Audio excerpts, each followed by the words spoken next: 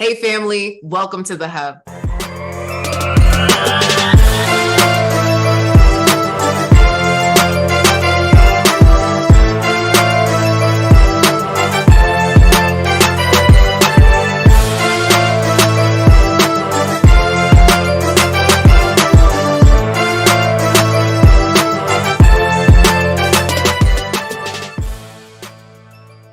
So today I have Thandi, who is all the way in Cali. She's in the tech space. Welcome, Thandi. So excited to have you, girlfriend. How you doing? So excited to be here. I'm doing great, doing great. Good to see you.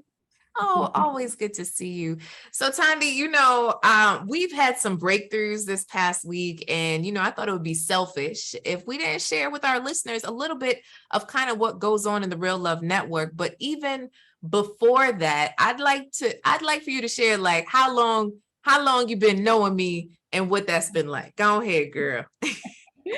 So, funny story. Cass and I met in 2018 because we were both in a master class with Paul Brunson. And I joined that master class because I was thinking when I'm ready to start a business, I want to be prepared. I'm the person that likes to stay ready so that I have to get ready. And so we had that. She was always like super energetic and pumped and talking about it wasn't matchmaking at the time, but just having like sort of a women's network and doing sort of coaching for women. And I always admired that. And at the time, I was working with another relationship coach who I liked, but over time and working with that coach, I worked with that coach. I had a couple of relationships that didn't work out, and not to the coach's fault, but I realized after that, and what made me decide to join with Coach Cass is that there's a network of folks to help in this Real Love network, to help you, to support you, for you to bounce ideas off of. If you think about having like a coach that you go to, you may talk to that coach once every other week or once a week, but what happens in between that? Like, do you have them on text? Can you do you have a group of folks you can go to ask for advice, and people who are in your same situation know and understand where you're going, what your goals are, and they share those goals and they can encourage you. And so that was what was really attractive. And so I think Coach Cass was having some sort of like um, one day seminar. And I said, let me join the seminar. I was sort of, exiting a relationship. And I just wanted to, again, be prepared so that when I was ready, I could be ready. And so joined the seminar, and it was really great. And when I heard about the whole extended network outside of just like the workshops and classes, I was like, that's what I need. I need a support system because going through the process of finding your partner, where some people stumble upon their partners, but like if you're out there, like, actively just making yourself available and visible, you need support. And I needed that. And this network has given that to me. And so that's what made me decide to like take the jump. But that was like from 2018 to 2022. So it's been a while since we connected, but I'm so happy. And I have a sister circle. So as part of the network, you have a sister circle that you connect with, and we're on text, and we exchange stories and encourage each other. And so that's been really, really a blessing too. So I love talking to those ladies and hearing their perspective. It's just been great. Oh man. Oh, that makes my heart feel so good. And you'd be surprised, right, Thandi? Like there are many people that are like you that's like, yeah, I'm gonna come back to you, Coach Cass. I'm gonna come back, right? And it's just like, all right, I'll be here the next 22.2 years. Now, after that, I just might be retired. So I'm really excited that you decided to join us in the network. So I'd love for you to share about what some of your hesitations were this past weekend and like what had you what the situation was. Like, what happened? Go ahead, girl. What happened? So this past weekend, I had some plans to go out. Those plans didn't really come through. I won't get into a lot of detail about how they didn't go through, but my plans didn't work out as planned. And so Coach Cass and I were having a call about something different than my plans, but we started talking about like what my plans were. And so I was expressing that I really didn't want to just go out solo. I was going to just maybe chill at home. And so she really encouraged me to just go out solo. I will say when I lived in the Washington, D.C. area, I did that a lot because I knew the area really well. And I just kind of go to my favorite spot. But I'm still learning the area that I live in now. And so I was like, oh, I don't know. So anyway, she encouraged me to go. So I decided to go. I went to two places. I went to two sort of very social environments. One was more of like a restaurant, and the other one was more like a lounge. And one of the things that she encouraged me to do was be comfortable striking up conversations with strangers, which I am normally an extrovert. So this is like something I usually do in my sleep. But when it comes to like love and being able to do that with um, a guy, sometimes I get nervous about just striking up those conversations. And so she really encouraged me to do that. And so I was sitting next to someone at the bar, and I didn't even like have to think twice about it in the moment, because I looked over at his food and it looked really good. And I was like, that looks good. What are you eating? And so that turned into a really nice conversation. And so I felt excited that I was able to actually like strike up a conversation with someone and didn't feel forced. And I learned a lot just from talking to him in that 30 minutes that we talked. And so really, really nice guy. And then I left there and I went to a lounge and sat solo, just kind of chilling. And someone walked over to me, and I was, and a guy walked over and struck up a conversation with me. And we started chatting. And when the waitress came to check me out and pay my bill, he was like, "Oh, I'm taking care of her food." And I was like, "Oh, you don't have to do that." I was like, "Well, at least let me pay the tip." He was like, "No." And so that was like so sweet and so thoughtful. And it just and we, we've been having some conversations since then. He asked me out, and so we had coffee. And so we're just continuing to talk. And so it was nice just to, I guess the whole moral of this story is just getting out of your comfort zone and being able to go out, even if you are not able to go out with a group of girls, your homies. If you can't do that, it's okay just to, go out solo every once in a while. And I've done it before, so it's good to like get back to it and see that there can be benefits to doing that.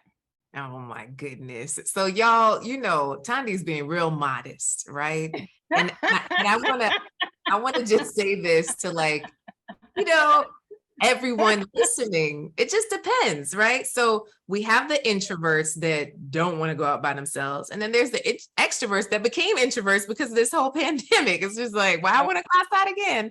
Who I want to talk to, right? So wherever you are in listening, I want you to take from this story that she got outside her comfort zone, right? Like Thandi got outside of her comfort zone and she went out solo, even though, normally she would grab a friend or somebody else, how we do, right? Like, let's bring Susie, let's bring Rashida, let's have our wing women. But there's something beautiful about just being in the space. Now, one thing Thandi did not share is I told her to talk to somebody ugly. I said, Thandi, I want you to go and I want you to talk to somebody ugly, which means somebody that she's not really attracted to. So then there's less pressure, right? There's less pressure there to be cute and do all the things and whatever.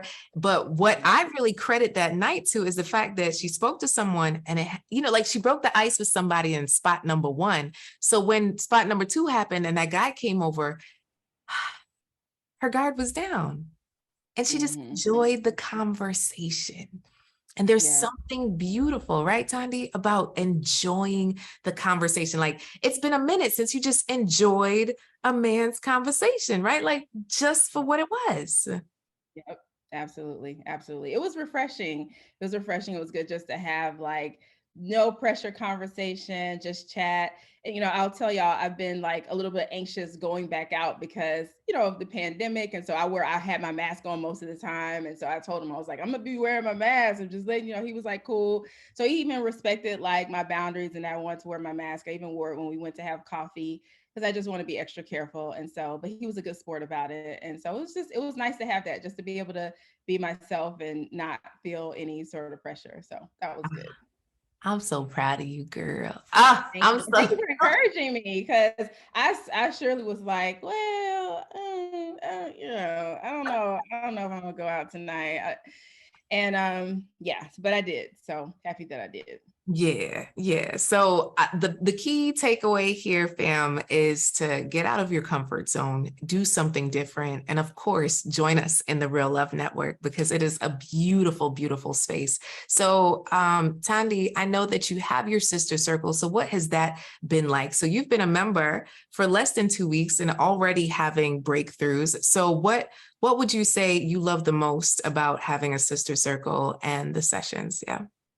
Yeah, I love that we share the same things in common. Like we all have done some form of online dating. We all have watched all these shows that like Love Match Atlanta, The Married at First Sight, Black Love. We watch shows. We have things that we can just talk about that it makes it very easy to like Mhm. relate and empathize with each other, not just the shows, but just like the things that are going on in the life of being single and dating, and just having somebody to like bounce some things off of and say, yeah, that sounds cool, or that's all right. We even had a whole conversation about coffee dates. We had a whole conversation about that. What do you wear to a coffee date? And what if I want to do dinner versus coffee? So that was a good rich conversation. So I'm a coffee date kind of person on the first date, but that's not for everybody. So it's been good just to have them there as a resource and a sounding board. That's been like invaluable. I love Invaluable. Thank you, Cass, for like ah, bringing us together. I love it. And that was very intentional. And so, the reason why I even created this community is I realized so many women have the same experiences, right? As professional women, executive women, women with goals, like you go through many of the same things, but you feel alone. Like, does nobody else out here feel like this? Because you don't really have that vulnerable, judgment-free space.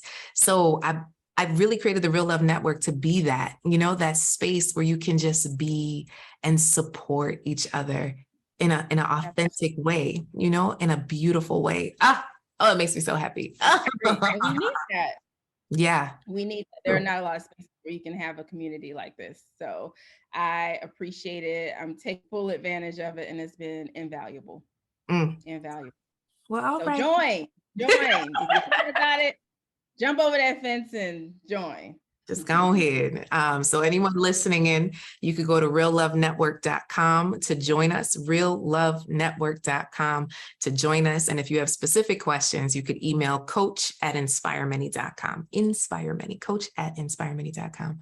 So, all right, Thandi, do you have like an Instagram that folks can find you on? Yeah, my handle is Ajane Young, AJENEYOUNG. So Okay. that's my handle. And I so love I it. look forward to connecting. Thank you. Thank you for being here. And in the meantime, family, keep loving, keep laughing, keep living. Bye-bye. Bye.